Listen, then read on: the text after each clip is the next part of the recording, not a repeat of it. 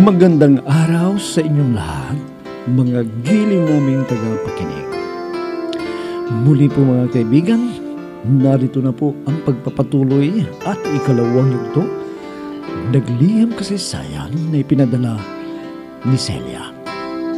Dito sa ating dulang, Love and Memories.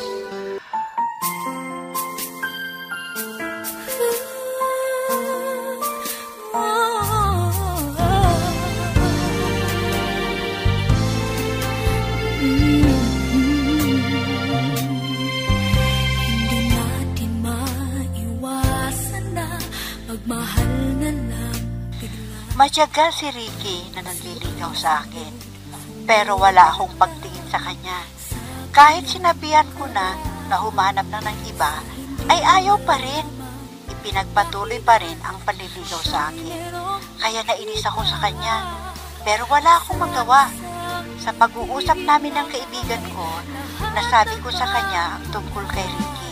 At ang sabi naman ng kaibigan ko, hayaan ko lang, basta hindi ko daw bibigyan ng pag-asa. Minsan, na pumunta ako sa mall, ay...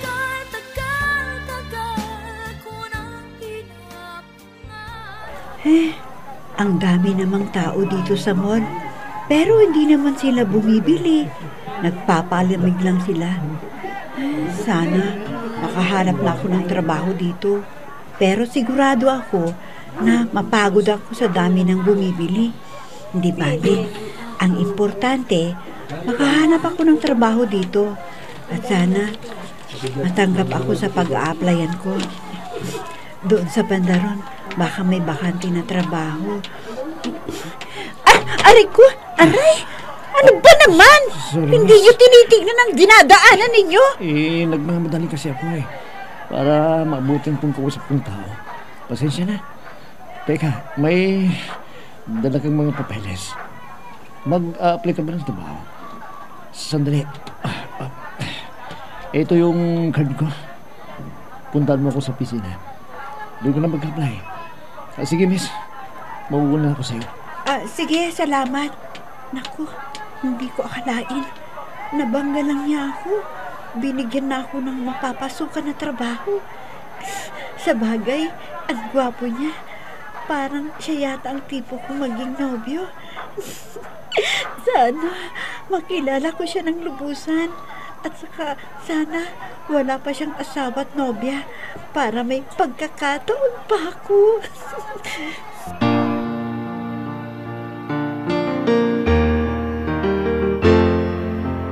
I'm so blessed I have you, 'cause you gave the world to me.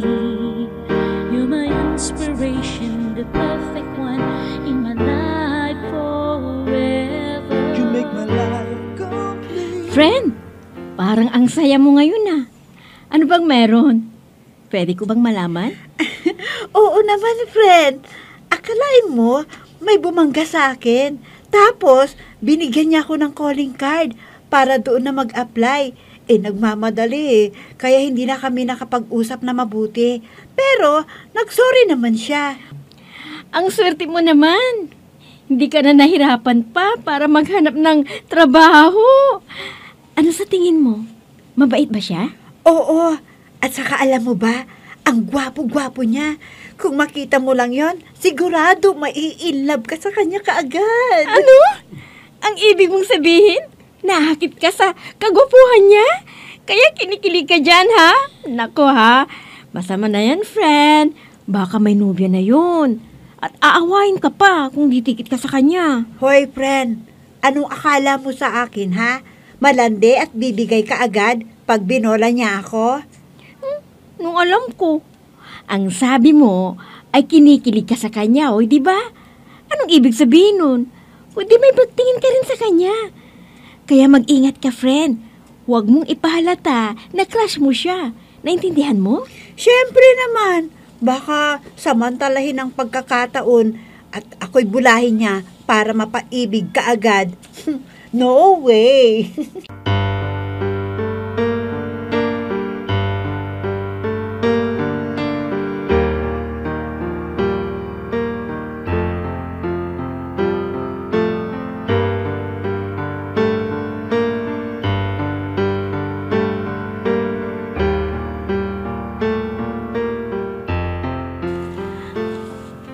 nandito ka na pala anak. Kumusta naman ang pagpunta mo sa bayan? May mapapasukan ka na ba? Opo, inay. Sa katunayan nga pinapabalik ako bukas para sa interview.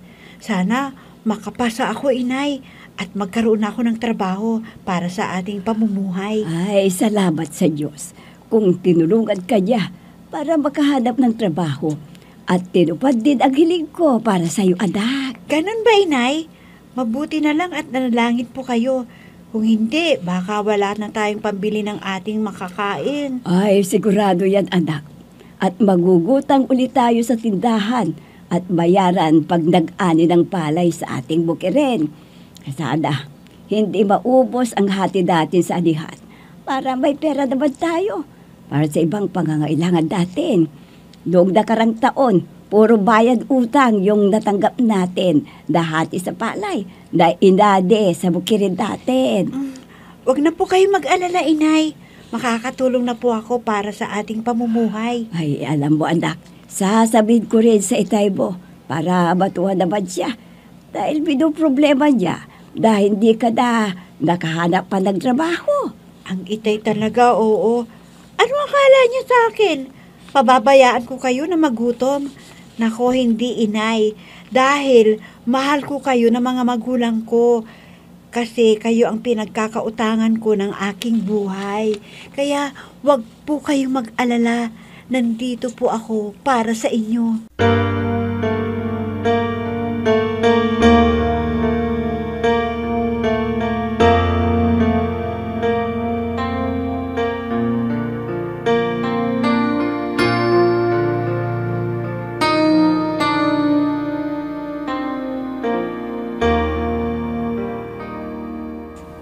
Alam mo, Ikeng, may sasabihin ako sa'yo. At sigurado, hindi ka na mag-aalala sa ating pamumuhay. Anong ibig mong sabihin, Binang? May nagbigay ba ng pera sa'yo na kamag-anak mo? Ay, hindi, Ikeng. Kundi may trabaho na papasukan si Celia. At bukas ay makikipag-usap siya doon sa boss niya. Mabuti naman kung gano'n para makatulong siya sa atin. Siyempre, hindi pa pwedeng anihin yung palay. Kaya wala pa tayong pagkukunan ng ating mga pangangailangan. Kaya wala nang problema, Iki. Kaya ipanatag mo na ang isipan mo dahil hindi tayo pababayaan ng ating anak. Gaya ng sinabi niya sa akin. Naku, Binang, nakahinga na ako ng maluwag dahil sa sinabi mo. Kaya dapat maaga kang gigising bukas, ha? Para magluto ng almusal at makakain pa si Celia bago pumasok sa trabaho. Oo, Daikeng. Alam ko yan. Hindi ko naman pababayaan si Celia na papasok sa trabaho na hindi mag-aalmusal. Kailangan niyang kumain bago siya umalis dito sa bahay. O sige, halika na at matulog na tayo ng maaga para hindi tayo mapuyat at makapagluto ka ng almusal bukas.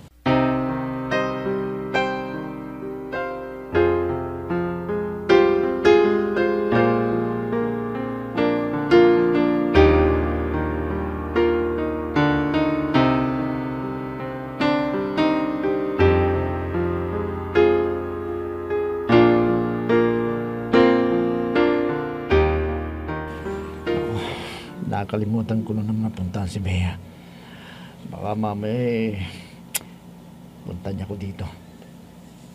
Kailangan ko na matapos itong ginagawa ko para makapunta ko sa bahay na tinitilihan niya.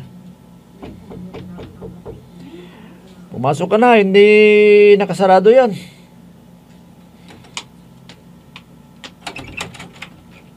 Ikaw pala. Halika, tuloy ka. Good morning, sir. Sige. Maupo ka at mag-usap tayo tungkol sa magiging trabaho mo. Salamat po, sir. Ano palang pangalan mo? At pwedeng pakisubmitan yung resume at transcript records. At iba pang requirements. Ito po, sir. Sana po makapasa sa inyo at sana matanggap po ako dito. Tapos ka pala ng accountancy. Pero hindi ka pa nakapag-board exams. Bakit? Wala po kasing perang pangsuporta ng mga magulang ko, sir, para sa pagre-review at sa board exam. Okay. Pwede naman dahil mataas ang mga marka mo dito sa transcript of the records mo. Kaya, pangap ka na. Maraming salamat po, sir. Tatanawin kong malaking utang na loob ko sa inyo ang pagtanggap ninyo sa akin. Salamat, sir. Sige. Ikaw ang magiging bookkeeper. At pwede ka nang magsimula ngayon. Dahil gusto kong ayusin mo ang mga paperworks dito. Ayusin mo in order sa petsa buwan, ha? Kung anong una, susunod. Basta, bahala ka na mag-ayos. Opo, sir. Saan ba ang magiging mesa ko, sir? Doon ka na sa unahan. Iyan ang bakanting mesa. Diyan mo gagawin ang trabaho mo. At iiwan muna kita dito kasi may pupuntahan ako. Kaya mo ba ang ibinigay kong trabaho? Yes, sir. Kayang-kaya ko po.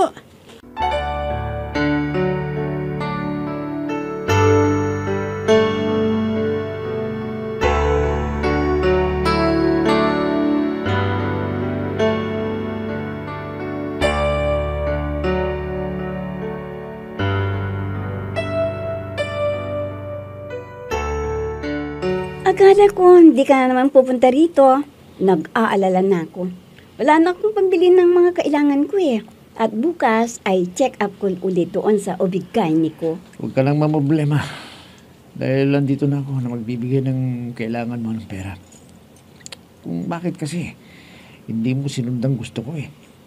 Na hindi pa tayo dapat magkaroon ng anak. Pambira ka talaga. Ikaw lang nakita ko na ayaw pang magkaroon ng anak. May pang-suporta ka naman eh. Oo, pero stop mo naman sa akin trabaho eh at negosyo. Ang tigas kasi ng ulo mo eh. Pinagsabihan na kita pero pinilit mo pa rin ang gusto mo. Para panagulat kita. Di ba yan ang gusto mo? Siyempre naman. Dahil magkakaanak na tayo. Paano ng baby natin? Magiging bastardo siya? Sinasabi ko lang ba't may plano ko eh. Pero huwag kang magmamadali. Para hindi kita hiwalayan. Magagawa mo yan? Kahit alam mo na buntis na ako? At iwanan mo kami ng anak mo? Paano kami mabubuhay? Wala akong trabaho. Yan sanang iniisip mo. Pero may konsensya ako eh. Kaya susuportan ko kayo. Kaya kung ano yung iutos ko, sundin mo. Naiintindihan mo ba, ha? Bea? O sige. Kung anong gusto mo gagawin ko, huwag mo lang kaming iiwan ng anak mo.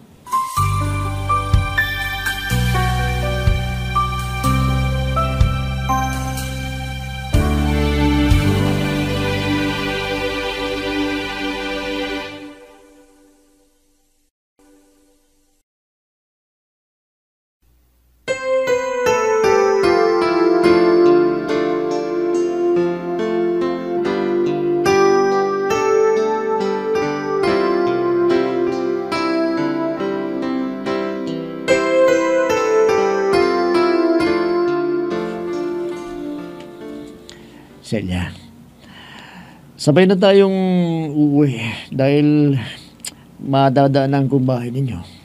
Ha? Nakakaya naman po sa inyo, sir. Baka makaistorbo pa ako sa inyo. Hindi. Hindi naman. Kaya huwag ka nang tumanggi. Basta ihahatid kita doon sa barangay ninyo. Sige po, sir. Kayong bahala. Kung yan ang gusto nyo, sasabay na ako sa inyong pag-uwi.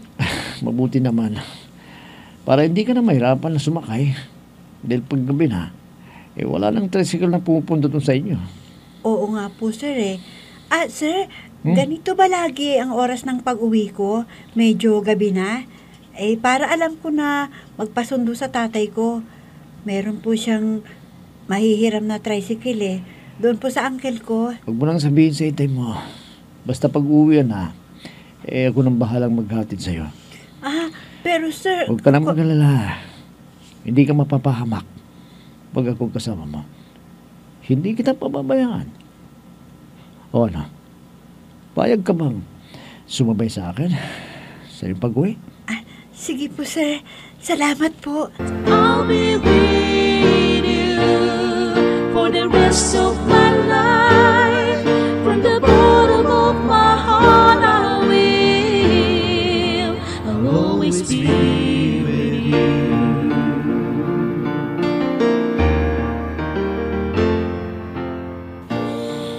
Sir, bakit po tayo dumaan dito?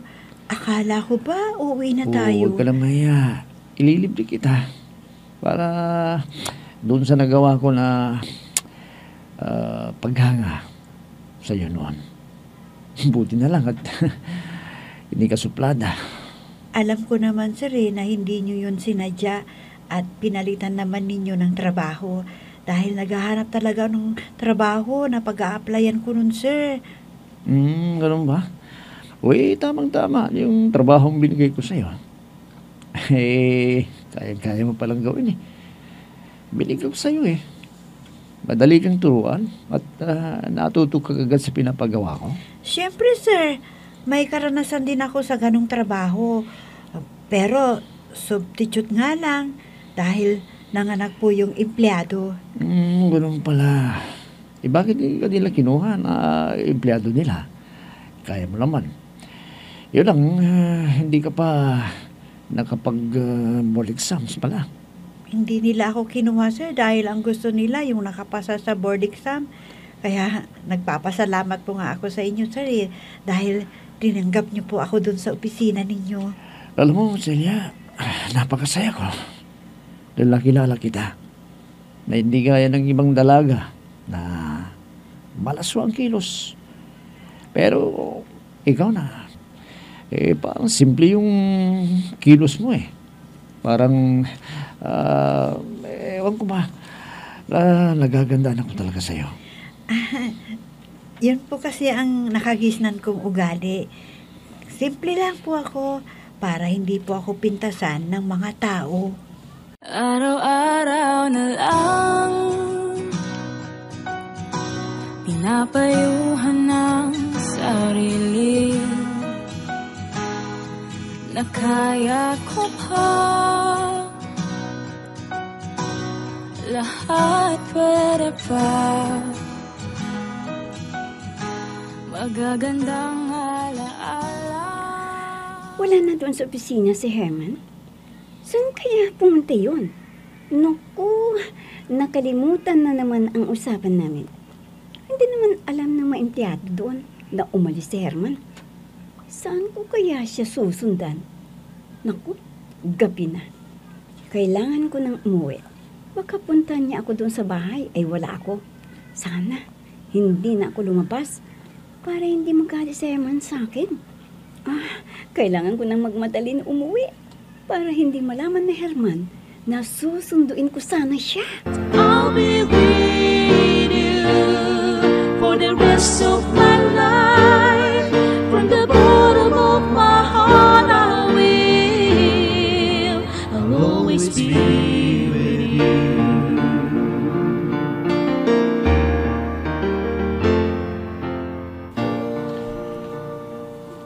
Andito na tayo sa tapat ng bahay ninyo.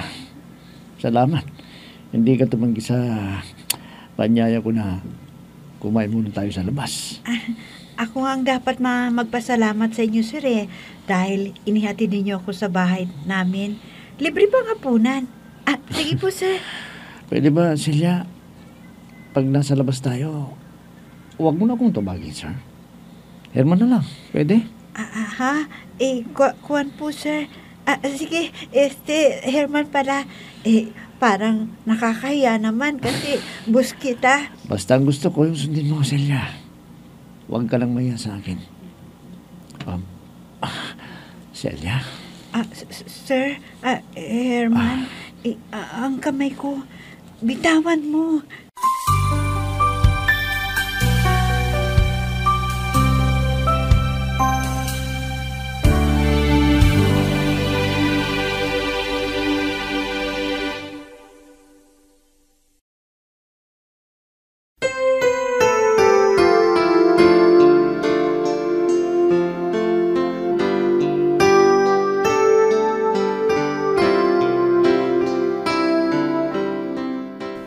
Ano kaya ang ibig sabihin ng paghawak ni Herman sa kamay ni Celia?